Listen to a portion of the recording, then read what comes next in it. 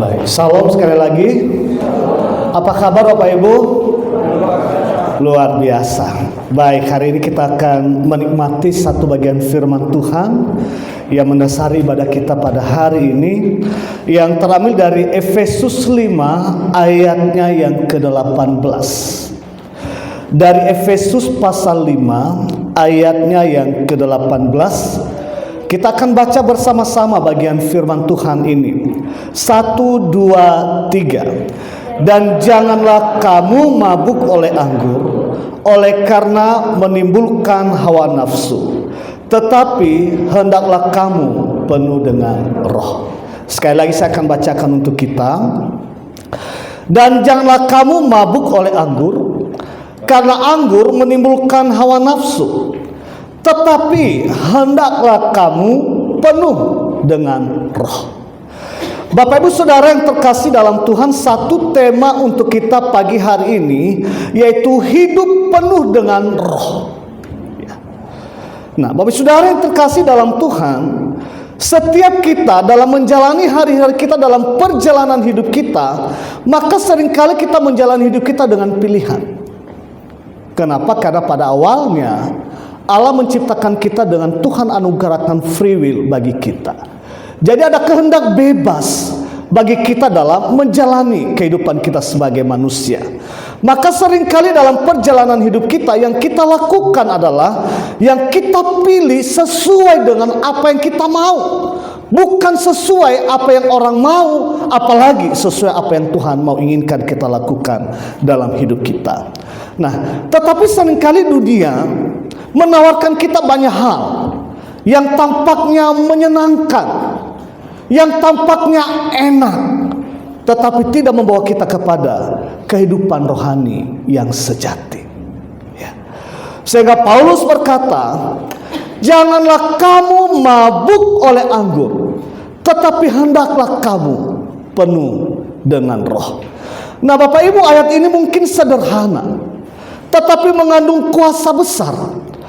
Sebab Paulus dalam bagian ini sedang berbicara kepada jemaat yang hidup di tengah budaya duniawi pada masa itu, di mana pada masa itu jemaat banyak yang sedang hidup dalam pesta pora dan hidup dalam kemabukan. Bahkan dikatakan bahwa segala sesuatu kenikmatan dunia itu menjadi bagian kehidupan mereka. Sehingga melihat kondisi seperti itu, maka tergeraklah hati Paulus untuk menuliskan surat ini, mengingatkan setiap jemaat bahwa supaya mereka sebagai orang percaya yang seharusnya ketika status mereka sebagai orang percaya kepada Kristus, mereka tidak dikuasai oleh keinginan dunia, melainkan hendaklah mereka dipimpin oleh Roh Kudus itu. Karena Bapak Saudara, di saat kita percaya kepada Yesus, maka di sanalah Roh Kudus memimpin seluruh kehidupan kita. Bapak Saudara yang terkasih dalam Tuhan kita Yesus Kristus, setiap manusia pasti dipenuhi oleh sesuatu. Ada yang dipenuhi oleh ambisi, ada yang dipenuhi oleh keinginan dan kemauan. Bahkan ada mungkin seseorang dipenuhi oleh karena kebahagiaan, mungkin ada dipenuhi kesedihan, selama kita hidup di dalam dunia ini. Tetapi Rasul Paulus mengingatkan kita untuk memilih satu hal.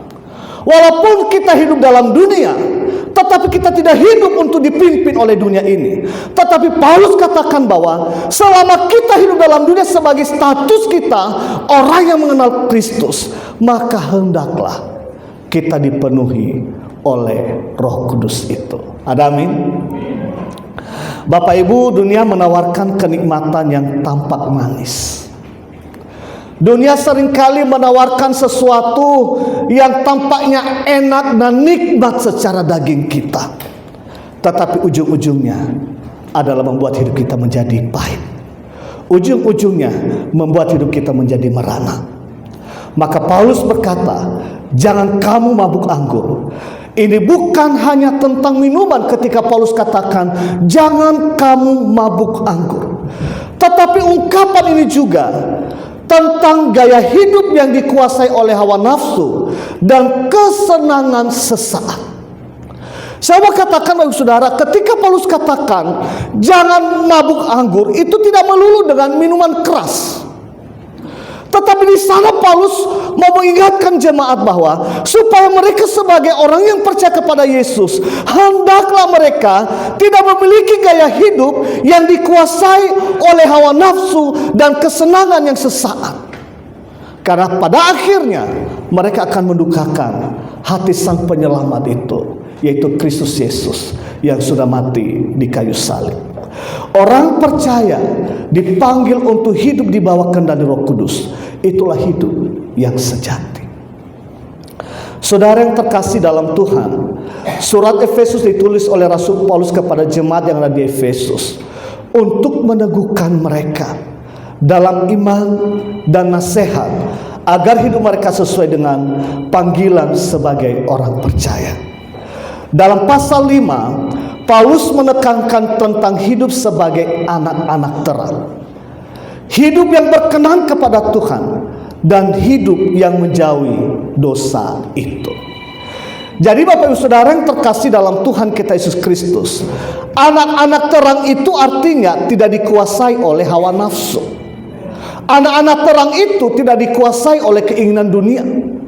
Anak-anak terang itu tidak hidup dalam kegelapan. Tetapi sebagai anak-anak terang dikatakan oleh Paulus di pasal yang kelima, bahwa hendaklah hidupnya berkenan kepada Tuhan, bahkan menjauhkan segala sesuatu yang membuat kita tidak melekat kepada Tuhan. Ya. Tadi pujian kita mengatakan bahwa satu kerinduan kita melekat kepada Tuhan itu. Dan orang yang melekat kepada Tuhan adalah orang yang memiliki satu prinsip dalam hidupnya.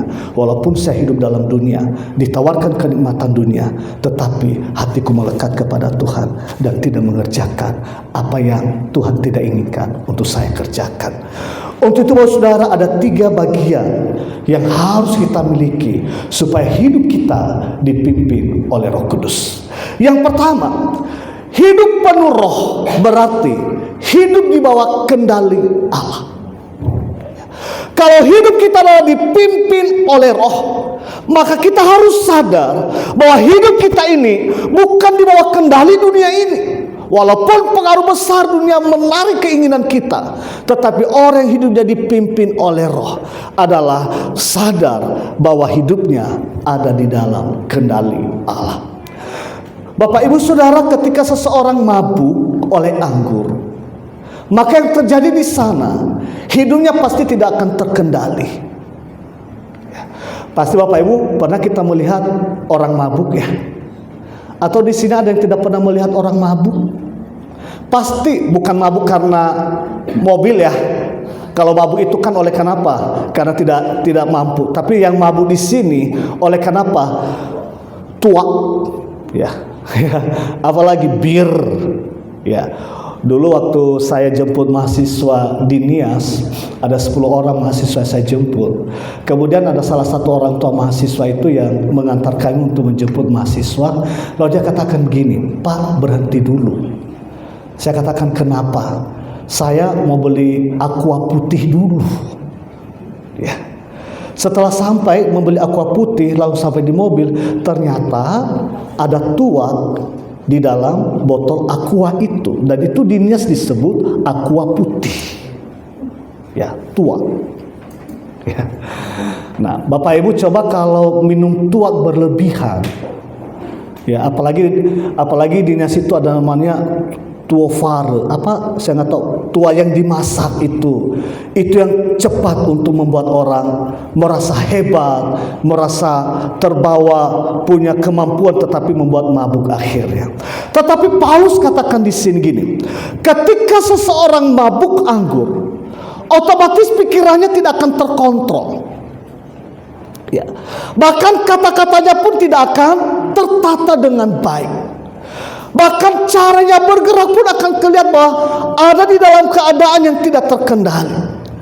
Maka dikatakan di sana bahwa kalau orang mabuk anggur, maka ia dikuasai oleh pengaruh luar yang membuat pikirannya kabur dan tindakannya kacau di sana.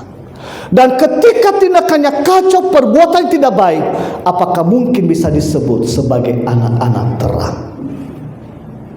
Ya.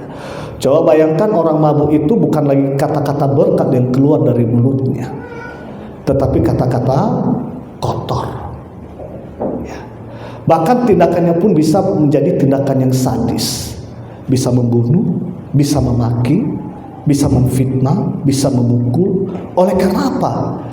Pikirannya sudah tidak lagi dipimpin oleh kebenaran firman, tapi dikuasai oleh akibat kemabukan itu. Tetapi orang yang dipenuhi oleh Roh Kudus, dikatakan di sana, justru hidupnya dikendalikan oleh Allah itu sendiri. Bapak Ibu, dikatakan janganlah kamu mabuk oleh anggur. Paulus memakai perbandingan ini bukan hanya berbicara soal alkohol. Ketika Paulus katakan janganlah kamu mabuk oleh anggur, tidak hanya melulu berbicara tentang soal alkohol, tetapi sebagai lambang kehidupan yang dikendalikan oleh hawa nafsu duniawi. Mabuk berarti Bapak Ibu Saudara kehilangan kendali, tidak mampu berpikir jernih, bahkan memiliki tindakan yang di luar kehendak Tuhan.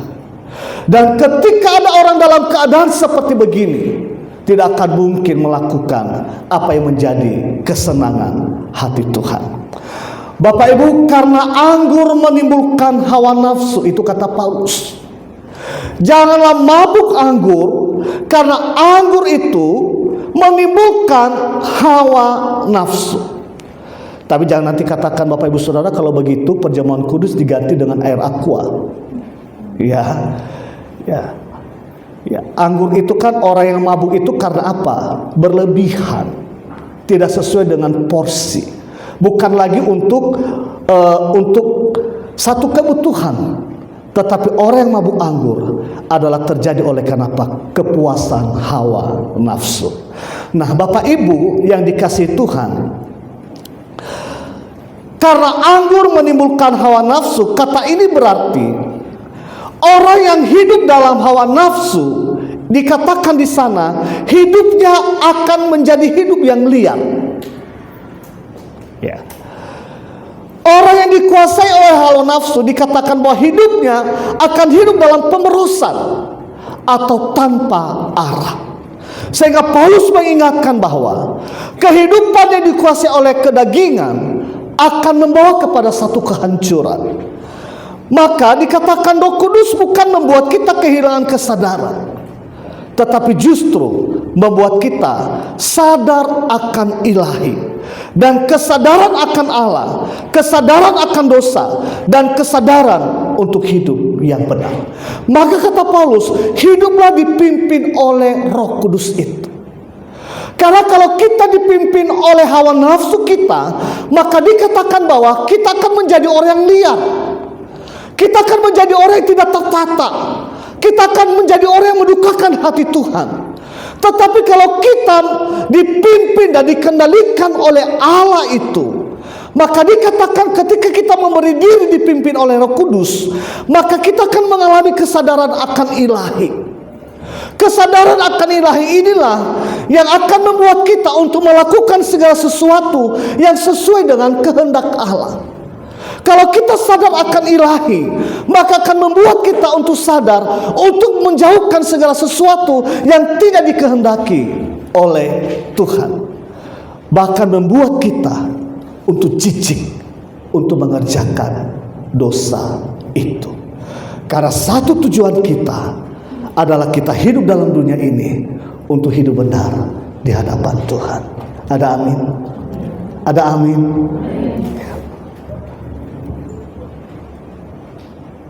Maka hubungan kita dengan Tuhan akan terus terjalin oleh karena kita hidup di dalam kebenaran itu. Saudara, kalau kita berbicara dipenuhi oleh Roh Kudus dan dikendalikan oleh Allah, Bapak Ibu, ini bukan soal emosi,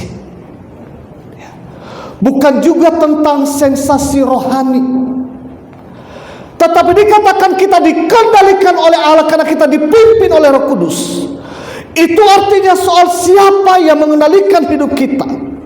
Dan ketika hidup kita dikendalikan oleh Allah, maka otomatis hidup kita akan berjalan di dalam jalan yang terarah dan benar di sana. Saudara, jangan kita berpikir bahwa dikendalikan Roh Kudus itu hanya di saat saya dalam gereja. Ya. Karena saya memuji Tuhan di sana, saya menyembah Tuhan di sana, dan ini komunitas yang rohani. Tapi kalau saya di tempat pekerjaan saya, nggak ada doa di sana, nggak ada penyembahan di sana, tetapi yang ada di sana sekitarku melakukan ketidakbenaran, maka kalau saya tidak juga melakukan itu, saya rugi dong. Tetapi dikatakan orang yang dirinya dikendalikan oleh Allah dan tahu dirinya dikendalikan oleh Allah, mau hidup di tengah-tengah orang pendosa pun, saya tidak hidup dalam dosa karena saya dikendalikan oleh Allah. Orang melakukan dosa di depan mata saya, orang melakukan korupsi di depan mata saya, orang bejat di depan mata saya, bukan juga saya harus ikut melakukan hal yang sama, karena kita dipimpin oleh Roh Kudus. Bapak saudara yang terkasih dalam Tuhan kita Yesus Kristus, orang yang hidupnya dipimpin oleh Roh Kudus dan dikendalikan oleh Allah, maka dikatakan di sana bahwa justru hidupnya tertib, damai, dan terarah oleh karena dikendalikan oleh Allah itu sendiri. Bapak Ibu, bayangkan sebuah kapal di tengah laut tanpa kemudi. Kapal itu akan hanyut terbawa oleh arus kemana saja karena tidak ada kemudi di dalamnya. Tetapi dengan kemudi yang kuat, kapal itu akan tetap ada di dalam jalurnya meskipun ombaknya besar, karena ada yang mengemudi dengan baik. Bapak Ibu, ketika kita menjadi orang Kristen, kalau kemudi kita adalah keinginan kita, kemauan kita, kehebatan kita, sementara ombak dunia ini begitu menggoncang hidup kita, maka kita akan terbawa oleh arus itu dan kita tidak ada dalam jalan yang benar itu. Tapi ketika kita menyadari bahwa saya orang yang mengenal Tuhan dan menjadikan Yesus menjadi kendali dalam hidupku, maka bagaimanapun ombak dunia ini merintangi hidup kita, maka kita tidak akan terseret oleh ombak dunia ini, tetapi kita akan tetap dalam jalur yang benar, sehingga akhirnya di tengah-tengah dunia yang kacau pun kita tidak termasuk kacau di dalamnya, tetapi kita hidup benar dan mempermuliakan nama Tuhan. Ada amin? Ada banyak berapa kita yang bertahan tentang kebenaran, di saat kebenaran itu harus kita pertahankan di tengah-tengah dunia yang memberikan kenikmatan hidup dalam kehidupan kita.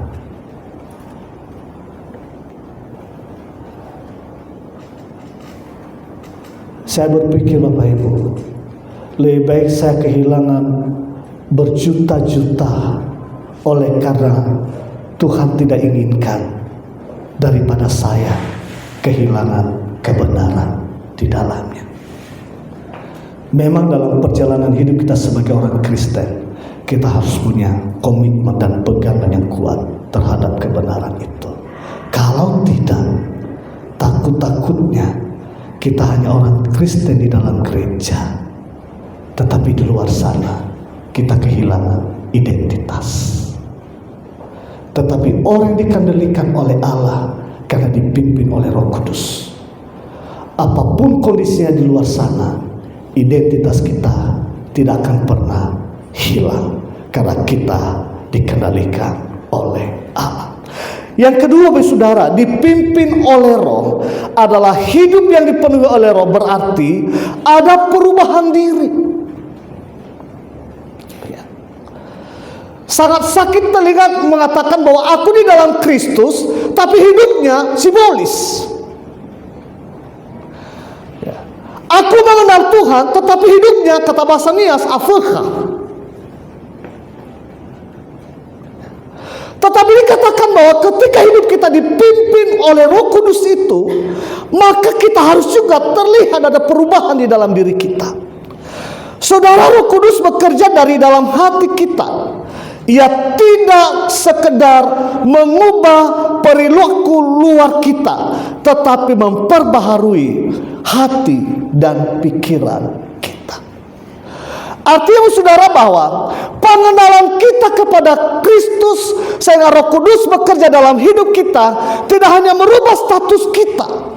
Yang tadinya status kita orang berdosa, tapi karena Kristus mengampuni dosa kita, maka status kita adalah orang yang percaya kepada Yesus. Ya. Tapi dikatakan orang yang dipenuhi oleh Roh Kudus tidak hanya bekerja memperbaharui status kita, tetapi dikatakan bahwa jauh lebih besar Roh Kudus itu bekerja untuk memperbaharui hati dan pikiran kita.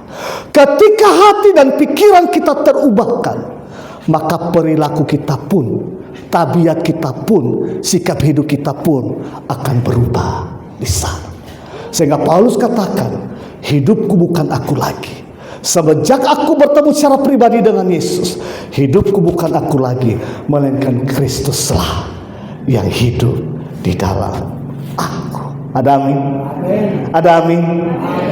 Saudara yang terkasih dalam Tuhan kita Yesus Kristus, ketika Roh Kudus memenuhi seseorang, yang terlihat bukan hanya karunia-karunia yang kita miliki, ya, tetapi dikatakan bahwa ketika Roh Kudus memimpin setiap kehidupan orang yang percaya kepada Yesus, maka dikatakan di sana buah-buah Roh itu menjadi bagian dalam hidup kita. Apa itu buah-buah Roh, Bapak Ibu? Kasih, sukacita, damai sejahtera, kesabaran, kemurahan, kebaikan, kesetiaan, kelemah lembutan, dan penguasaan diri. Yang paling sulit yang mana, Bapak Ibu? Kasih dan penguasaan. Terkadang kasih enak di bibir, tetapi sulit untuk melakukannya. Tetapi orang yang dipimpin oleh Roh Kudus, kalau sudah saya dipimpin oleh Roh Kudus, ya kasih itu, ya itu perbuatan hidup saya. Bahkan kita akan mampu menguasai diri kita. Ya. Maka terjadilah kelemah lembutan di sana. Terjadilah damai sejahtera di sana. Kalau orang kita Batak, maka tidak terjadi lagi lapar badannya di sana. Betul kan Bapak Ibu? Roh Kudus jamah aku, tapi setelah itu parbada. Ya, setelah itu jadi perubahan sebenarnya. Oke dulu, saya mungkin parbada karena belum mengenal Kristus dan belum jamah Roh Kudus. Tapi aku sekarang dipimpin Roh Kudus, bagaimanapun diancam, tapi saya tetap orang menjadi sabar. Ada amin? Makanya banyak orang ngasih itu ketika anaknya lahir diberikan namanya sabar hati. Ya, ya. Mungkin nggak ada di sini namanya sabar hati, ya, tapi di dunia sana banyak namanya sabar hati. Ya. Baik saudara yang terkasih dalam Tuhan kita Yesus Kristus, hendaklah kamu penuh dengan Roh. Ya. Artinya bahwa dipimpin oleh Roh Kudus berarti terus menerus dipenuhi oleh Roh Kudus. Maka bahwa ketika kita hidup dalam Kristus, artinya dipimpin terus menerus oleh Roh Kudus, bukan satu kali peristiwa, tetapi dikatakan bahwa dipimpin Roh Kudus dan memberi diri dipimpin oleh Roh Kudus itu supaya terjadi perubahan dalam hidup kita. Maka jadikanlah itu menjadi gaya hidup. Kalau itu gaya hidup kita adalah dipimpin oleh Roh Kudus dan memberi diri dipimpin oleh Roh Kudus, maka hidup kita akhirnya dikatakan bahwa kita akan menjadi serupa dengan Kristus.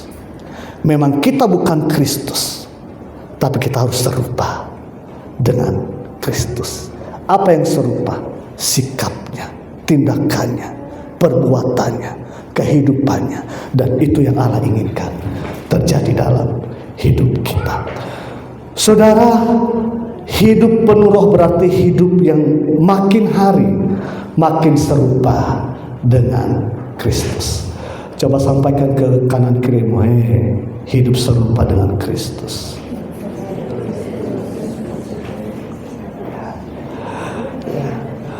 Mau di rumah, mau di tempat pekerjaan, mau dimanapun hidup serupa dengan Kristus. Jadi kalau kita ditantang, apa yang kita buat Bapak Ibu? Senyum yang manis. Oleh karena apa? Hidup serupa dengan Kristus. Bapak Ibu, ketika Kristus disakiti, dibenci, dianiaya, bahkan tidak dianggap, maka justru di sanalah Tuhan katakan pengampunan itu akan terus diberi.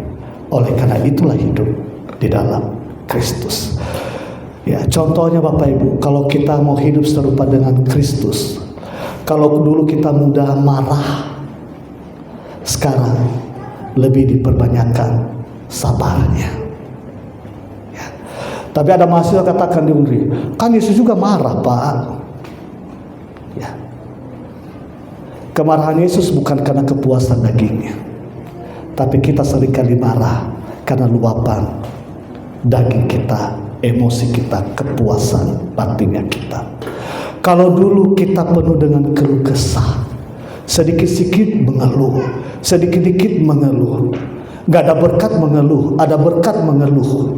Ya, saya gak pikir bagaimana orang yang seperti begini. Tetapi kalau kita serupa dengan Kristus, maka dikatakan lebih banyak bersyukur. Kalau dulu kita orangnya adalah egois, maunya kita selalu yang diperhatikan, kemauan kita yang dipenuhi, keinginan kita yang harus diduluangkan. Tetapi kalau kita mau serupa dengan Kristus, sekarang mau melayani, mau mengerti, mau memahami orang lain, karena di sanalah kita terjadi perubahan di sana. Dan itulah tanda bahwa Roh Kudus bekerja di dalam diri kita. Jadi dipenuhi oleh Roh Kudus Bapak Saudara, harus ada perubahan di dalam hidup kita. Dipenuhi Roh Kudus bukan sekedar kita ucapkan saja, bukan sekedar lambang karena kita adalah orang yang percaya kepada Yesus, bukan sekedar satu kebanggaan kepada orang lain. Tetapi dipenuhi oleh Roh Kudus adalah akan terbukti dari kehidupan kita tiap-tiap hari. Sehingga ketika kita di mana berada, kita seperti menjadi magnet yang membuat orang ada daya tarik dalam kehidupan kita. Maka dikatakan bahwa kalau tidak ada kamu, kayak gak enak hidup ini. Oleh karena apa? Kehidupan Kristus ada di dalam diri kita. Tetapi kalau kita katakan aku orang Kristen loh, lalu dikatakan bahwa kalau ada kamu rusuh semua. Oleh karena apa? Tidak ada satu perubahan di dalam kehidupan kita. Dipimpin oleh Roh. Yang ketiga Bapak Saudara, bahwa hidup yang penuh dengan Roh adalah membawa dampak bagi sesama. Apakah itu untuk suami, untuk istri, untuk anak-anak, rekan sekerja kita. Kita hidup ini harus punya dampak karena kita dipimpin oleh Roh. Kalau kita melihat Efesus 5 ayat 19-21, Paulus menyebutkan 3 tanda nyata orang yang dipenuhi oleh Roh. Yang pertama, dikatakan bahwa orang yang dipenuhi oleh Roh sehingga hidupnya menjadi dampak kepada orang lain. Maka yang pertama dikatakan oleh Paulus, mulutnya memuliakan Allah. Ya. Apa yang keluar dalam mulutnya adalah untuk mempermuliakan Allah. Kalau boleh dikatakan kata-kata berkat yang sering keluar dari mulutnya, itu kata Paulus. Kemudian yang kedua adalah tanda orang yang dipenuhi Roh Kudus. Kalau kita melihat konteks Efesus 5 ya, dikatakan bahwa hatinya yang selalu bersyukur. Apapun kondisi yang dialami, apapun keadaan yang dia temui, dikatakan karena dia hidupnya dipenuhi oleh Roh Kudus, maka tetap bersyukur dalam keadaan apapun. Kemudian ketiga, sikap yang rendah hati dan saling tunduk di antara sesama. Ya. Ya. Artinya kalau dipenuhi oleh Roh Kudus menjadi dampak dengan orang lain, bukan sikap garang yang kita tonjolkan. Tapi dikatakan di sana sikap kerendahan hati dan saling tunduk satu sama lain. Artinya saudara bahwa Hidup yang penuh roh bukan hanya untuk kepentingan pribadi kita, tetapi hidup yang dipenuhi oleh roh adalah menjadi kesaksian bagi orang lain. Ketika seseorang penuh dengan roh, suasana sekitarnya pasti akan berubah. Rumah tangganya dipenuhi dengan damai. Pelayanannya akan membawa sukacita. Dan dikatakan perkataannya akan menguatkan banyak orang. Tanpa kita katakan aku orang Kristen, tanpa kita katakan aku orang percaya kepada Yesus, ketika kita berdampak hidup kita dengan orang lain, otomatis mereka katakan bahwa kamu orang Kristen ya, kamu orang yang percaya kepada Yesus ya. Kenapa? Karena hidupmu memberikan dampak yang baik. Maka genaplah yang dikatakan oleh Kristus akhirnya, jadilah garam dan jadilah terang. Itulah kehidupan orang yang dipimpin oleh Roh Kudus dan mengalami perubahan di dalam hidupnya. Bagi saudara yang terkasih dalam Tuhan kita Yesus Kristus, sebuah lampu tidak bisa menyala tanpa listrik. Tetapi ketika arus mengalir, maka cahaya itu menerangi seluruh ruangan. Begitu juga dengan kehidupan kita sebagai orang yang percaya kepada Kristus. Ketika Roh Kudus mengalir dalam diri kita, maka dikatakan bahwa terang kita akan bersinar.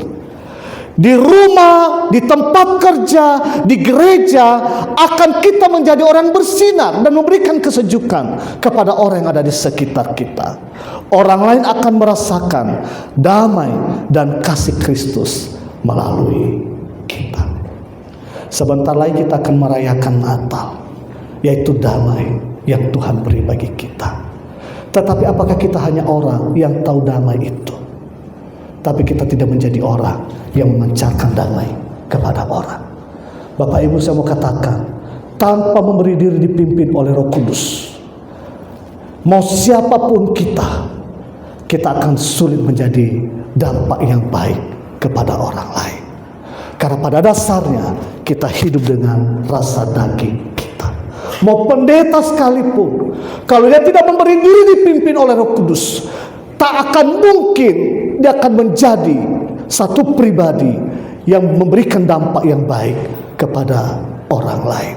Maka satu-satunya jalan adalah supaya kita memberikan dampak yang baik dan Tuhan dipermuliakan lewat hidup kita. Maka dikatakan di sana, beri diri untuk dipimpin oleh Roh itu. Hidup penuh dengan roh berarti bagi saudara, hidup yang menularkan kasih, damai, dan sukacita daripada Kristus kepada orang lain. Sebagai penutup untuk kita pagi hari ini, langkah-langkah praktis apa yang harus kita miliki supaya terus-menerus kita dipimpin oleh Roh Kudus?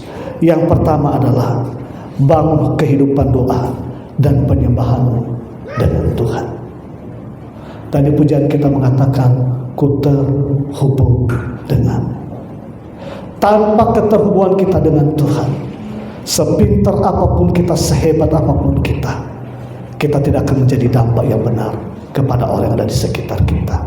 Kemudian kedua, isi diri dengan firman Tuhan setiap hari, karena itulah dasar kehidupan kita. Yang ketiga, hidup dalam ketaatan.